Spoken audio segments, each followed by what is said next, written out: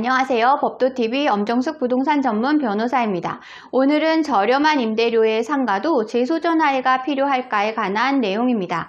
임대료가 적은 상가임대차에서 재소전화해 신청 여부를 두고 혼란을 겪는 건물주들이 적지 않은데요. 재소전화해는 상가임대차에서 악덕 세입자의 임대료 연체 방지 수단으로 활용되는 경우가 있습니다. 다만 임대료가 적은 상가임대차에서는 재소전화해가 꼭 필요한가를 두고 결정하기가 쉽지 않은 게 사실입니다. 결론부터 말씀드리면 만약 세입자의 임대료 연체로 인한 피해를 예방하는 용도로 재소전화해를 활용한다면 임대료가 적은 상가임대차에서는 적합하지 않을 수 있습니다. 법률 용어가 어려운 분들을 위해 용어 설명부터 하고 갈게요. 재소전화해란 소송을 제기하기 전 화해를 한다는 뜻으로 법원에서 성립 결정을 받는 제도입니다. 화해조서가 성립되면 강제 집행의 효력을 가집니다. 주로 상가임대차 관계에서 많이 활용되고 있는데요. 오늘 주제에 이어서 설명드립니다. 재소전화해의 최대 장점은 세입자의 임대료 연체로 발생할 수 있는 피해를 예방할 수 있고 문제가 생긴다 하더라도 보다 간편하게 해결할 수 있다는 점입니다. 가령 상가임대차는 대부분 임대료가 상당히 높아서 세입자가 임대료를 몇 개월만 연체해도 보증금이 위협받는 상황이 생길 수 있는데요. 때문에 재소전화해를 하지 않은 상태에서 임대료 연체가 계속된다면 건물주의 피해가 커지기 마련입니다. 이 과정에서 만약 재소전화해를 신청해둔 상가임대차라면 세입자가 법률상 계약 해지에 해당하는 임대료를 연체했더라도 빠르게 강제 집행을 할 수 있습니다. 따라서 강제 집행까지 걸리는 시간이 상당히 짧기 때문에 임대료 연체에 대한 피해가 상대적으로 적을 수 있습니다. 그렇다면 임대료가 적은 상가임대차의 경우에는 어떨까요? 재소전화해는 원칙적으로 임대료에 따라 신청이 불가하다는 규정은 없습니다. 즉 임대료가 적다고 하더라도 재소전화해 신청은 모두 가능하다는 말입니다.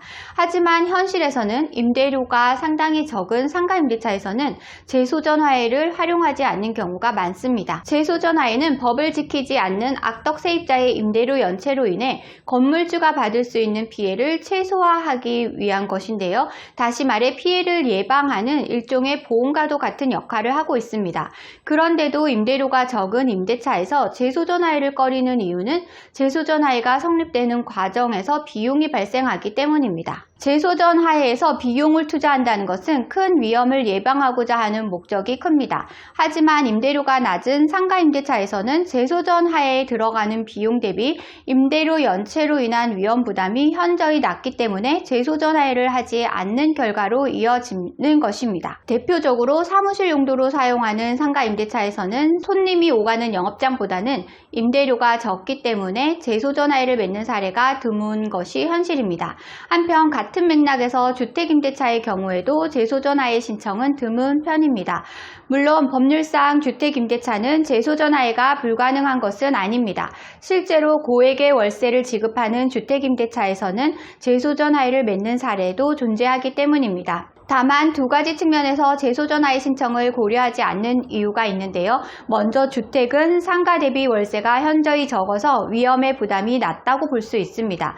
아울러 상가와 달리 주택임대차의 법률이 위법을 저지른 세입자를 내보내기가 더 쉬운 이유도 있습니다. 상가임대차에서는 세입자가 3기 이상의 임대료를 연체해야 하지만 위법에 해당하는 반면 주택임대차에서는 2기 이상만 연체해도 계약 해지 사유가 됩니다. 따라서 상가 대비 현저히 낮은 월세와 연체에 관한 법률로 인해 위험 부담이 적어서 굳이 재소전화해 신청을 하지 않는 경우입니다. 오늘은 저렴한 임대료의 상가도 재소전화해가 필요할까에 관한 내용을 설명드렸습니다. 정리하자면 법률상 월세가 싼 상가도 재소전화해는 가능하다는 것이고요.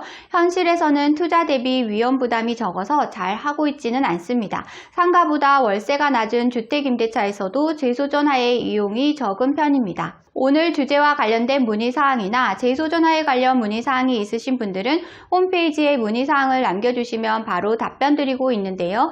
홈페이지는 네이버에서 엄정숙 변호사의 재소전화해를 검색하시면 쉽게 찾으실 수 있습니다. 홈페이지에 접속하시면 상단 우측에 인터넷 무료 상담 메뉴가 보이실 텐데요. 파란색으로 체크된 부분은 명확하게 정보를 입력해 주시고 본문에 궁금한 내용을 입력해 주시면 바로 답변 드리겠습니다. 오늘은 여기까지 설명해 드렸고요. 다음에 더 좋은 부동산 법률 정보로 찾아뵙겠습니다. 저는 엄정숙 부동산 전문 변호사